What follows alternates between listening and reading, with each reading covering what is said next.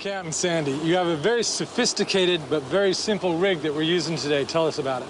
Yeah, Dean, I came up with this bottom fishing rig. Of course, I learned it years ago, but most people when they're bottom fishing, they'll take an egg sinker and put it on their main line. Right. And the downside of that is a lot of times we come out here and we fish spot to spot. And when you go to run somewhere, if it's a little rough, the sinker's bouncing up and down and beats your rod up, and you get to a different depth of water, you need different size lead, so you have to re-rig. With the triple swivel rig, I call it, you just take a triple three-way swivel, tie your main line to your rod on one, tie your leader on the other, and then you take a little piece of line, tie a loop in it, so you can just loop the lead on and off very simply. And this way you can change your lead out when you run to a different spot, you just take your lead off, it keeps from beating your rod up. Right. If you get to some deeper water and you need a bigger lead for current, you just put a little bigger lead on.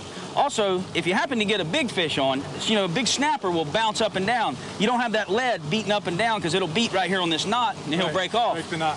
If you happen to get hung up, if you'll use a lighter line on your lead line, it'll snap it and you can still get your fish out. And so anyway, the third component comes down to a fluorocarbon leader, and it leads to the business end of the rig. A beautiful circle hook. And around here, federal law requires you to use circle hooks. Easy to use, catches in the corner of the mouth, very easy to release.